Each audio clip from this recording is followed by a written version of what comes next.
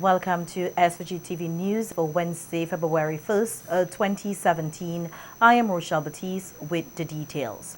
Former leader of the opposition New Democratic Party, Annie Eustace, made the claim that the government continues to mislead the public year after year by failing to raise revenues as forecasted in the budget. Eustace, who was speaking on radio on Tuesday evening, added that the ULP administration, in its attempt to govern the country on a surplus, has utilized the sale of lands as its primary strategy, and this has failed to yield the required revenues for development. Here you have expenditure of 747 million, but you only collect 590 revenue. So you're down in a hole. That hole is the deficit. Right, okay. So the difference is the deficit, which in this case is $156 million. In other words, you then have to find some way to raise that money, because the amount of money you're raising at the present time, as far as this estimate is concerned, is only 590, but you're going to spend 747. Now, the 156 million has to be financed. So you may get grants to finance it from different countries or institutions. You have to borrow loans, external loans, to finance that difference. Then you have to have local loans, which you borrow here locally. And then you have to have capital revenue, like the sale of land by the government. And then you have something called other receipts, which is sale of things by the government other than land. Eustace advised that the government is playing a dangerous game by what he said was the portrayal of fictional revenues, adding that it was time that drastic measures be undertaken so as to improve the country's fiscal standings. There's no money there. They cut back the expenditure. They never had that money. Said not there. Man. But on paper, it's there. And if you, depending on how bad things are, you end up with little or no growth or negative growth. Because if you can't do your projects and so on to help create employment and so, you're in trouble. Yeah. So cutting back has to be done. That is one reason why we can't fix the roads today. We don't have enough fund to pay for lots of things because we don't earn that revenue. It's a fiction. Appealing for more transparency in the handling of government affairs, Eustace warned that the lack of transparency normally has its repercussions. You give people the wrong impression, and therefore it impacts on the economy in the sense that you can't hire as much people as you want, and businessmen can't do some of the things they want to do. They can't pay something the bank properly and so forth. And all these things have their impacts. And that is what we have with this here. If $150 million was still left to be spent, last year, September, when we're supposed to spend $197 million, only $47 million spent. And that was then they said to you, no way you're going to spend the $150 million in 3 months. And especially in Christmas time, you have a lot of construction that stop off and all these kind of things in any event. How are you going to spend the $150 million? Opposition leader Dr. Godwin Friday is also calling on the ruling ULP administration to be more prudent in its spending, which he said could affect this country's ability to source funding. Responding to the 2017 budget estimate, the opposition leader outlined that while the government may want to be generous on projects which impact the lives of citizens, this must, however, be done with good judgment. Dr. Friday outlined that during the New Democratic Party's governance from 1984 to 2001, they maintained a surplus on the current account of some 5% per annum. He believes that retaining such numbers with low deficits will send a message to international agencies that the government is proficient at managing its finances. it affects the ability of government in the long run to borrow, because where the deficit increases, ultimately that increases the debt of the country. Accumulated deficit is debt. And that creates a problem whereby the financing costs or the risks to financing government operation becomes higher for potential lenders. And then we have to increase the rate that we offer for bonds or borrow money at higher rates of interest, which becomes a problem for us as well as a developing country. On the other hand, Minister of Transport and Works, Senator Julian Francis, is accusing the former opposition leader Arnim Eustace of being untruthful in his quotations of this country's national debt. Francis, who was making his contribution to the 2017 budget estimates on Monday, claimed that Eustace poured out billion-dollar figures, which he said were contradictory to the actual figures of the national debt. The government senator said the total national debt increased from $1.593 billion to $1.681 billion, which was a total increase of $88 million and not $185 million, as Eustace claims. You have carried this argument so long on this petrol carrier debt. Big and bold, well, I couldn't say big and bold, it's fine print. At the bottom of the page. Read it. I know you didn't see it. Look 667. Page 667. Look at it. So that I show you where the local debt, domestic debt, reduced by $84 million. And the external debt increased by $77 million. And the net increase was $18 million. So if you take 77 from 185, it's pretty close. But you come in this house and say, when I say to you, you tell me I should know better. I know better about debts. But when I read that page and I saw the note at the bottom, I realized that you were being disingenuous on the subject matter. This is a subject you have spoken to for years. At one time, the debt was $900 million. Yeah. You read something from Scotiabank report that the total debt in the Caribbean was so much. And that simply the percentage must be a certain percentage of that. So when you did your extrapolation, you made a big song and dance about it. The Transport and Works Minister said this deceit was particularly apparent when the Member of Parliament for East Kingston quoted figures pertaining to the Petro-Caribbean project. That debt, according to your extrapolation and calculation, was over $1 billion. So when we came now to passing the legislation in Parliament that precipitated this, and the debt then the Minister of Finance said it was about $183 million, if I recall correctly. Then the IMF came and made a statement, and they all said we hiding $100 million in their accounts. And that is what we're perpetuating now. We came to the House of Parliament, we solved the problem with the petrochemical debt because there were little pieces were different areas all over the place, including the Argyle International Airport. So it is unfair to the people of St. Vincent and the Grenadines, and particularly so as the immediate past leader of the opposition to mislead the honourable House. In other news, Prime Minister Dr. Ralph Gonsalves said discussions have been taking place with various stakeholders locally, regionally and internationally to maximize the potential of the Argyle International Airport. On a radio program on Sunday, the Prime Minister said he is reviewing an air services agreement with Cuba and is exploring the possibility of having flights to Cuba to and from the Argyle International Airport.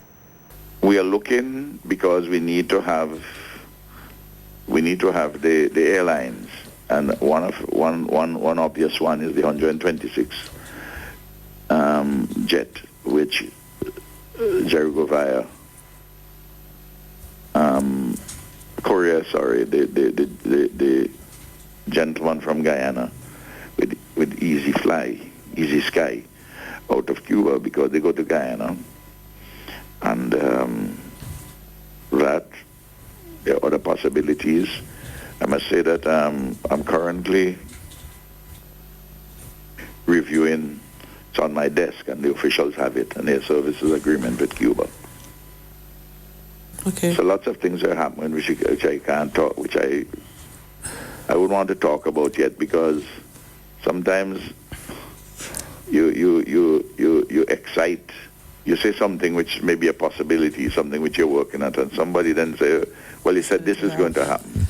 The Prime Minister said there had also been discussions with stakeholders in the cruise ship industry to explore the possibility of having the Argyle International Airport provide transit services to some cruise ship passengers, thus linking the cruise ship industry with the international airport. That there are cruise ships which coming out of Europe which do 14 days. And the people who don't want to do 14 days, they want to do 7 days. So some would want to do the first 7 days, some would want to do the second 7 days. And the opportunity arises for us to offer ourselves to be not a home port in this sense, but a kind of transit port that you, because we're kind of midpoint now, you pick us Yes. up, we can, the airlines can come pick up those who want to go back, and the airlines come to bring those who want to start. That's just one area of possibility which arises. Notice how I put it, a possibility, because you have to have, the people who are involved in this business have to discuss it, and the private sector have to do so. The Prime Minister noted that the Argyle International Airport will be a modern gateway to the world and highlighted a need to provide more in the area of entertainment for the projected increase in arrivals. The facility is there. We have to use it. We have to make it work. It's a magnificent facility. And I'm just hoping that everybody would work towards that end. And when we bring people in, obviously, we more people, we have to have more things to offer them in all different kind of areas, from the cultural right back to the culinary arts to popular entertainment to what is offered in the hotels and so on and so forth. And just generally speaking, our own, the way we conduct ourselves. And we have opened ourselves up more and more to the world. And Vincentians are being encouraged to prepare themselves to take advantage of the opportunities which will be open to the country with the operation of the Argyle International Airport.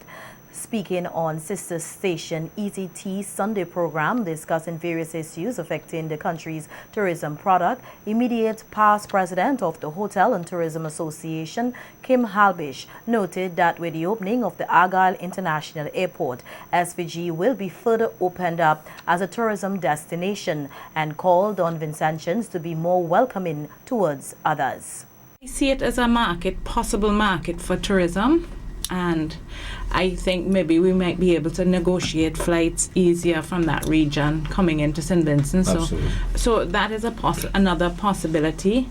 And I think going forward with the youth and stuff, we need to encourage them to learn Spanish. We need to encourage them to, so that when they come, they're welcomed. And I would like to appeal to all Vincentians, let us be more welcoming. Let us be proud of our island. Let us not litter. Let us be, let us watch our language. I as I say, I live on the beach, and if you hear the language that the young people passing on the beach and the behavior and the carrying on, it's just sad. So let us try and uplift our own people, our own selves. And unfortunately, this is a product of a lot of children having children. But we have to deal with it.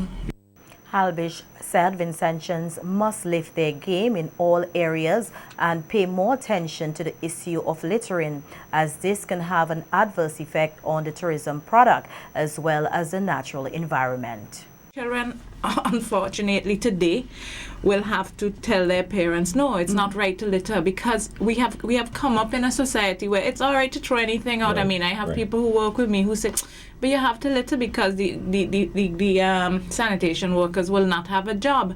So we have to take that out of it, and I mean, I live on a beach, and I know what it is. After every public holiday, the beach is deplorable, and you go on the reefs that we don't see, and the amount of garbage that is on our reefs is really sad. So we really definitely have to work on this as a nation, and I think we are. We're developing the South Coast Marine Management Area, which is the area between Indian Bay, Villa, and Calicut. Those 3 bays. It's earmarked as a protected area now, and hopefully we can develop more.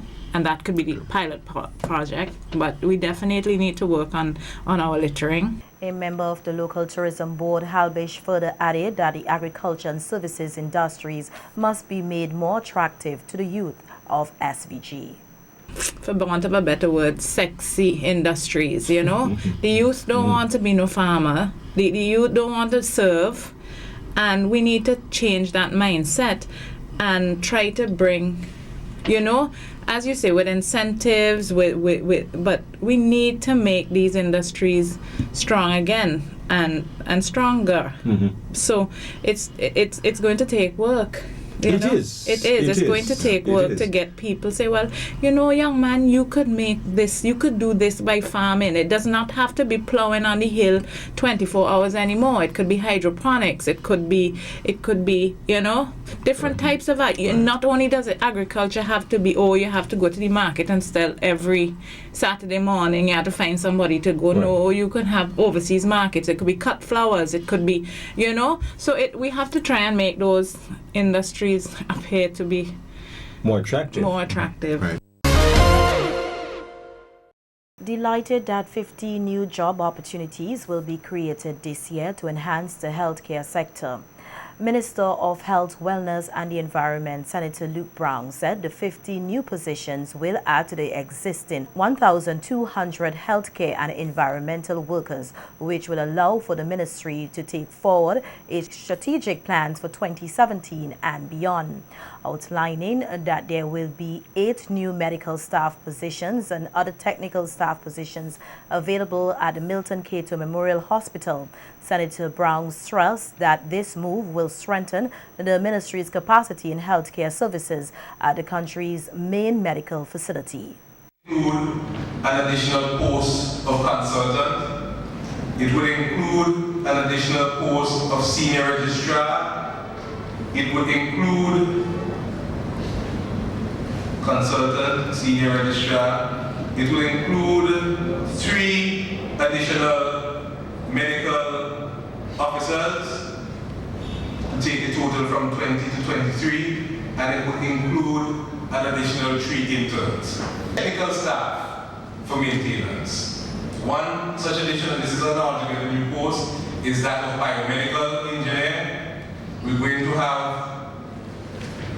a maintenance technician, and we're going to have 2 artisans there, so that we could beef up our capacity, so that we would be able to effectively serve and service some of the some of the machines that we are bringing in.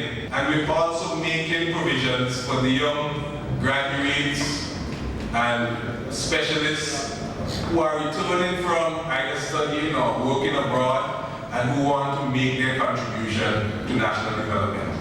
Senator Brown pointed out that capacity strengthening will also take place at the rural medical centers, with the Georgetown, Levi, Latham and Chateaubriand hospitals expected to have the position of a registrar filled. He also highlighted a number of vacancies to be filled at the soon-to-be open modern medical complex in Georgetown. There's an additional post for consultant. And this is on page 486. There are posts for nurse anestheticists. The two posts for that. We have a pharmacist, we have a lab technologist, a dietitian, a nutritionist, a radiographer, a ward manager, Mr. Speaker. Speaker. Actually, 4 ward managers there, Mr. Speaker. We have 6 additional staff nurses. We have 8 nursing assistants. We have a new post of clerk. And that comes up to a new complement overall, moving from the 21, which was provided for in 2016, to 48. And that makes up the difference of 27 in relation to the modern medical complex. So, highlighting that there are provisions for 3 public health nurses on staff at the Argyle International Airport, along with 3 environmental health officers. Senator Brown outlined that this move aids in his ministry's efforts to develop this country's mass casualty response capacity, especially with operations soon to begin at the AIA.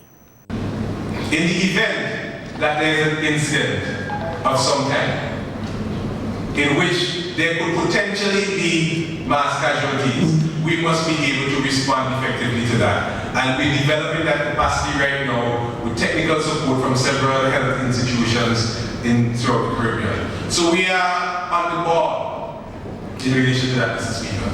And because of some reasons of proximity and other considerations, the clinics that we have, for instance, in Stubbs, and Bayabu and Maraqua. Incidentally, Mr. Speaker, we are about to open 2 polyclinics in 2017. Those facilities in close proximity to be able to form an important role for them to play in treating with some of the issues that we might have to contend with in the new era of having an international airport at hand. With just over $127 million allocated in the 2017 budget estimates for education, Minister Sinclair Jimmy Prince said that his government is determined to do all it can to ensure an educated nation.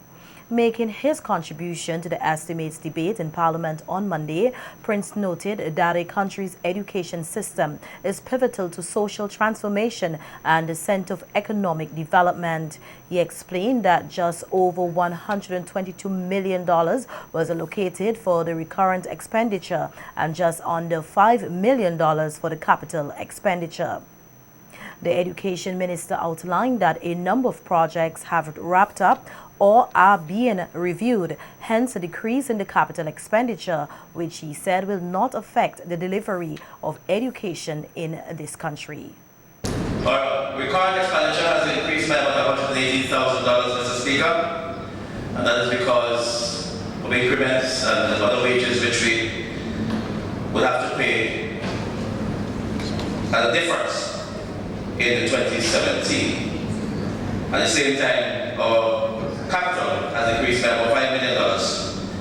However, this decrease in capital expenditure will in no way affect the quality of education offered at our schools.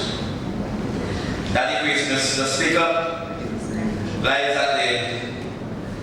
in the fact that one particular project, the improvement of ICT in education, is finished, successfully so I might add, and there are a couple of other projects which have been delayed because they've been reviewed. Fully endorsing the newly launched Best of SVG campaign aimed at giving recognition to local businesses and entrepreneurs for their products and services, Executive Director of the Chamber of Industry and Commerce, Anthony Regisford, is of the opinion that the campaign will further encourage excellence among Vincentian businesses. Speaking at the media launch earlier this week, Regisford outlined that the issue of standards and the promotion of high standards will be improved through the Best of SVG campaign. The standards that the Chamber would like to see in terms of products and services, I'm sure, would certainly be lifted by this competition because people will now be encouraged to step up on their game. It's quite prestigious to win one of these awards. I don't know if they're incentivized by money, but money is not everything. I just think the recognition in the newspaper and everybody knows that you are the best in class is important, and that it will help to lift your standards. That can only augur well for the quality of products and services that we produce. We're more likely to be export ready, and that means that we can then start generating income from the export sector, or even from the point of view of export substitution. So if we're doing our own stuff and we're doing it at a top level, top standard, then we're aiding and abetting good economic activity. Regisford further took the opportunity to encourage local businesses to get registered, as it can go a long way in developing the products and services they offer. That you formalize in some way what you do as a business, okay? Institutions like the Chamber are forever being approached by agencies, development agencies, that have money, expertise, resources to throw at developing different sectors.